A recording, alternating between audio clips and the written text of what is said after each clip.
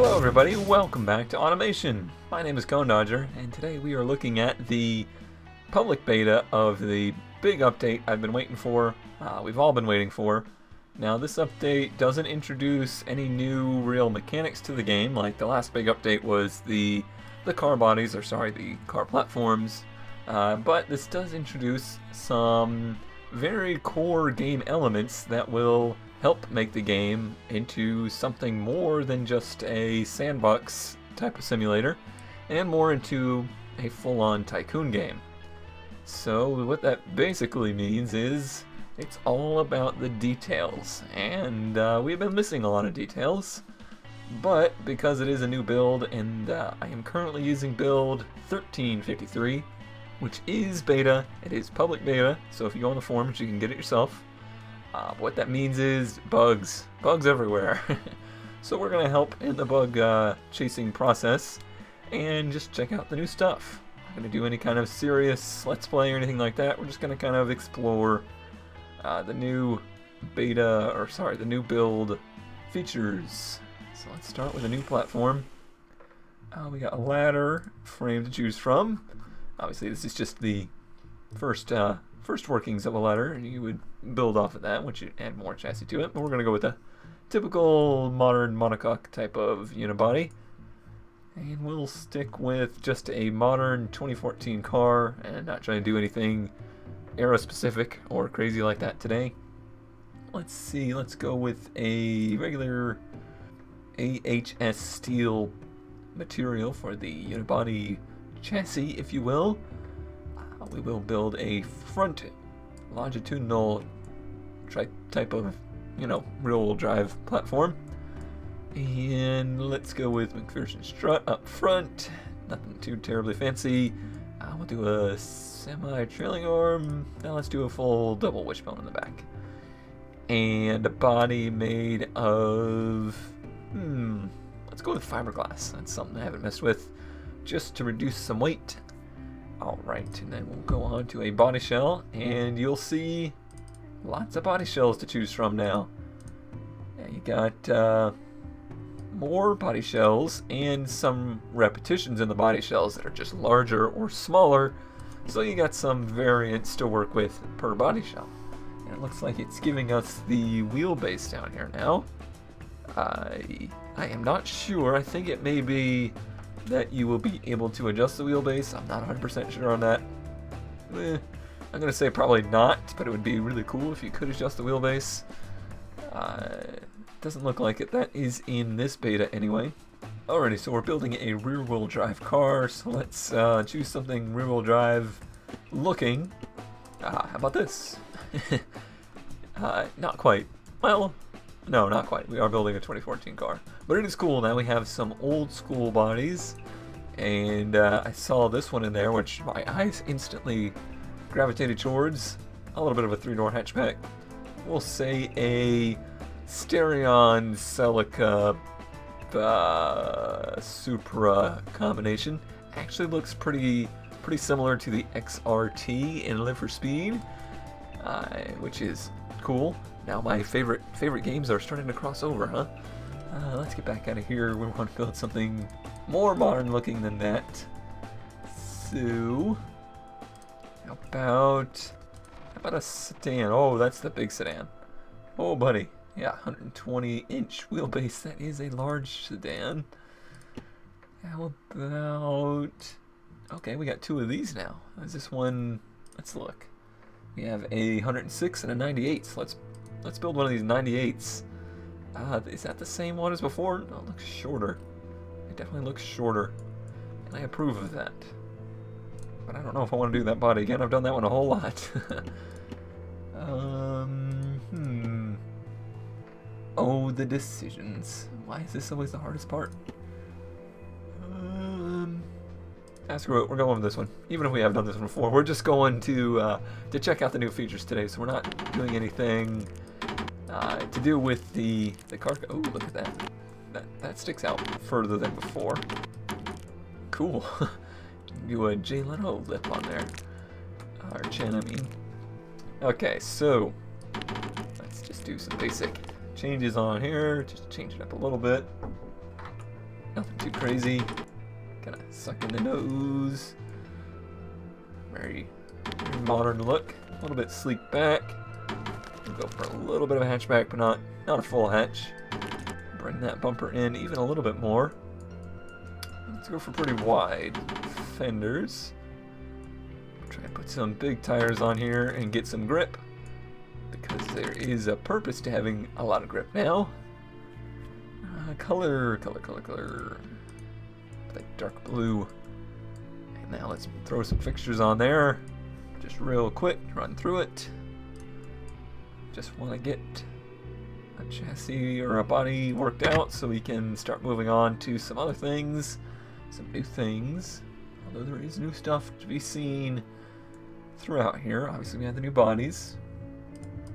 About a pretty big grill right there on the bottom. So a very generic looking design, nothing too crazy going here. Vents, we need some vents. Maybe not those vents. How about these vents? These vents just were made for this chassis. Or for this body, I mean. Any more grills needed? Not really. Not really, I think that's good. Big headlights on that guy, huh? But let's go for big hood scoop. Right up in the front. To cool, perhaps maybe help some radiator cooling and whatnot. And then just throw some taillights on her.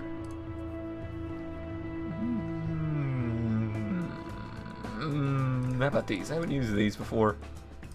The cleared out ones. Not usually my favorite look, cleared out taillights, but they kind of work in this configuration. Looks like it's clipping through the trunk there a little bit, so maybe we can change it up. Yeah, that makes it... Oh, it's still clipping, so I would rather they be more to the outside. Okay. And how about some tailpipes? About a bunch of tailpipes, really big ones.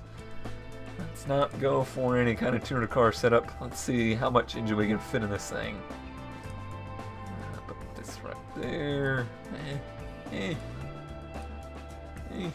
right there. Low and proud, like right on the front. Hey, you know what this is? Well, we really don't know what that is, but we'll say we really know what that is. And I gotta put some door handles on it or it's gonna drive me crazy. Okay, that is good enough. So let's just save this as beta test car. Save. Moving on. Now let's choose our beta test car and make a new model. So in here we can choose an engine. None of the old engines work, so we gotta start over. I did this little test one, but that is not what I want to make. Make a new engine. It will be an inline 6 because this car body will fit it. We'll do aluminum block. Let's go for a little bit of a crazy high horsepower build. So I want to do about 3 liters. Well, that's about right there. We'll just do a cast iron crank. Let's do some forged H-beam connecting rods and some forged pistons. So that on the top end we can do dual overhead cam, 4 valves per cylinder, aluminum head, obviously. Let's take this down to maybe 9. Give it a little bit of a cam profile, 50. And we'll do VVT on all, but no VVL. Oh, what did I miss? Oh, I missed the most important part. Duh. Valve cover. Got that one. And we'll stick with the blue theme. Alright. Oh, I'm still missing something. Okay, turbocharger. Yes. Yes. Still no twin turbo in the inline 6s. Someday, once they get done with the with more of the car body stuff and more of the Tycoon elements, I think they're going to want to move back to the engine stuff. But for now, we got what we got. Do a big air-to-air on there. We'll just do a performance turbo, and I'm not even going to mess with the settings. I want to get on to some of the new stuff.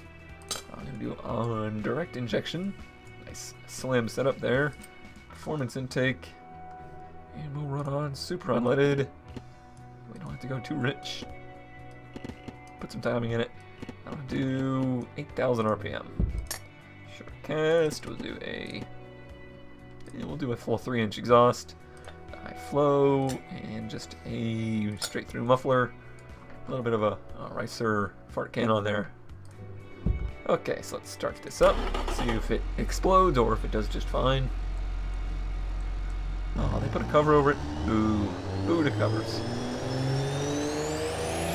Ooh, peaky little engine.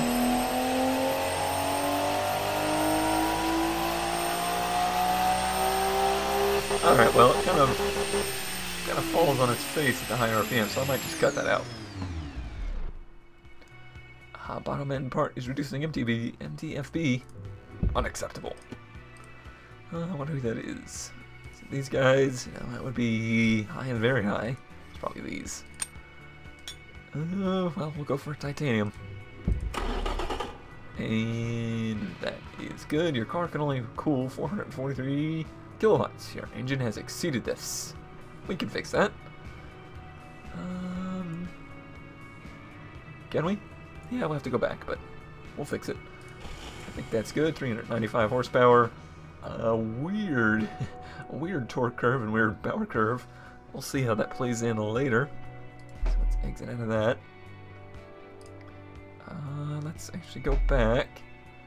Go back again. We'll have to revise our beta test car. Revise platform. Fixtures. Grills. So it says we can currently cool 443. So that's gotta be real close. So we should make this big. Actually, that even looks better. Okay. So save. I'll go back. Model. Choose all this again and choose our engine, which fits in this car body, which is really cool. It was really difficult to use the inline sixes before. Oh, it looks like the piping's fitting pretty well. It goes through the radiator a tad, but it's closer than it was before, I think. Did I really put that small of an intercooler on it? Oh well, it was working. Alright, manual gearbox. Standard clutch, 6 gear ratios, estimated top speed 206. Wow, that's smoking. Alright, so we'll give it a little bit of an overdrive, so we'll go 223. And we'll just stick with the standard spacing. Wheels. Let's go for not semi-slicks, but sports compound. And we'll give it a good quality bump here. We want this thing to stick. Width, about 225 in the front, 235 in the rear. We got a lot of power to put down, so let's give it a little bit of stagger. But actually that doesn't quite fill the front, so let's see if we can go 235, 245. Yeah. Wheel diameter, I think that will give you a little bit more beefiness on the tire. Or you can go down to super low profile. Ugh, I hate low profile tires like that. Let's go up to at least a 40. Yeah, 40 front and back. Oh, well, I still gotta increase the size of the wheels up to a 17, so let's see how much profile we can give it. Yeah, 40 and a 35, I can live with that. Offset, we still can't mess with. Now let's move on to the brakes. Solid discs, 2 pistons. Pad type, well, it looks like we got a little bit of a slider here to give us some kind of idea as to what we're doing. I'm guessing red would mean grippier. We have really big front brakes on those 2 piston calipers. Just 1 piston in the back, but still with a pretty aggressive pad and a large rotor. Aerodynamics. Okay, here's some new stuff. We can mess with the under tray. You can give it semi-clad, fully clad, or a full downforce setup. I think I'm gonna go for semi-clad. Which, I mean, really what that's gonna do is kind of give it some, I don't know, is that, no, it's not modeled. It would just give it some cladding here, or what you would commonly hear referred to as skid plates, just to kind of seal off the air, make it more aerodynamic. We can give, let's see, we have required cooling of 496. We have a cooling available of 550. So that means we can give it some brake airflow. which will come into play later. Actually, we can give it a lot of brake airflow. That is a good thing. No wings on this car, so we can't really mess with the aero inclination or the overall downforce. We can, probably just based on the shape of the body, we can give it a little bit more downforce.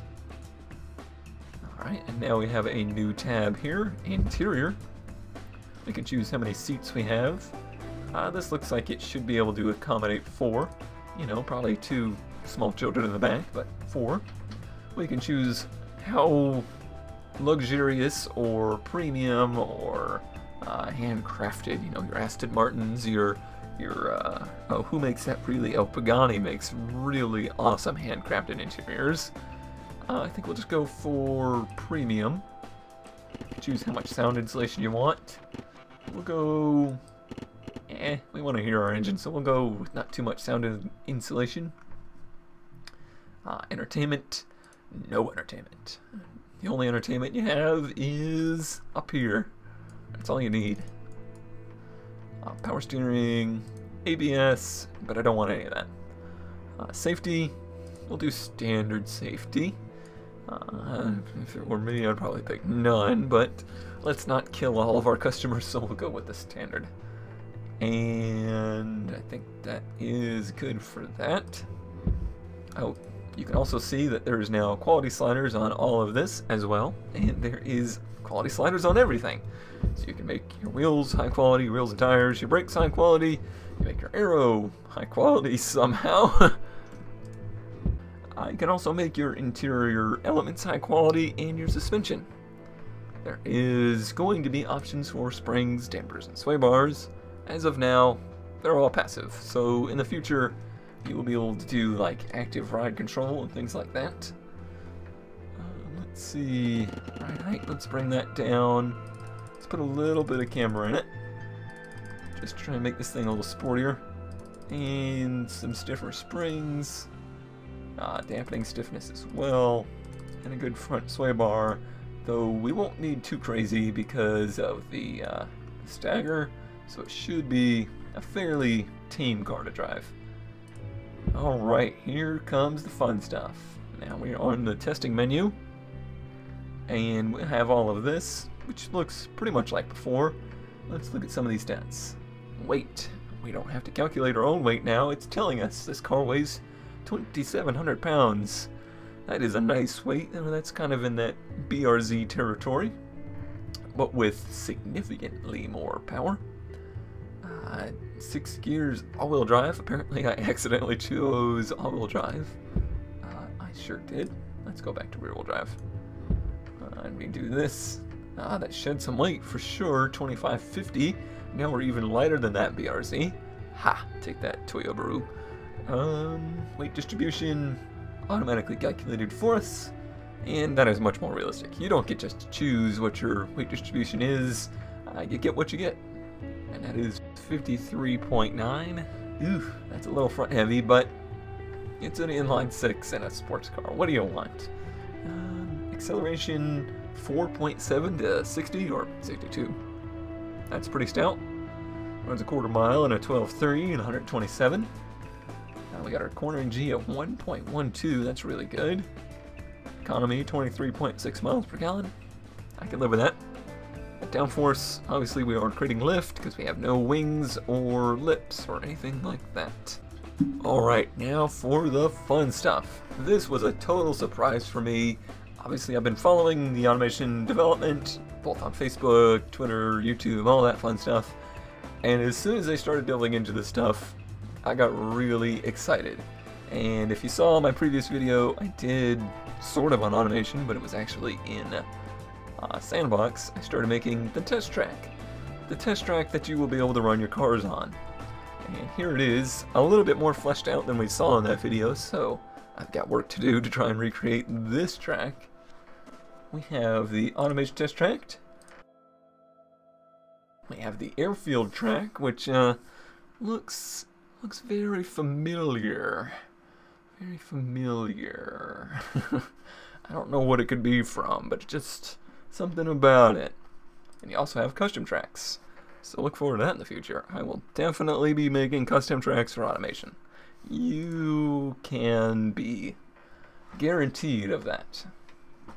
But let's go back to the automation test track. So now we can see how it looks like in the game. You can choose live data, telemetry, which seem to be the same thing as of now, track stats, which will show your time, and here's those charts we saw before: acceleration, power, body bump, and the yaw, which shows exactly what I thought. Pretty understeer controllable car. You don't want it to be dead on this blue line, because that's going to mean it's so knife edge that it's going to be hard to drive. And you generally don't want oversteer in a street car, because people don't know how to handle oversteer, and they crash a lot. That's why you hardly see any Vipers ever live to see 10 years old. But without further ado, I am going to just shut up now and let you experience what it's like to run your car along the track.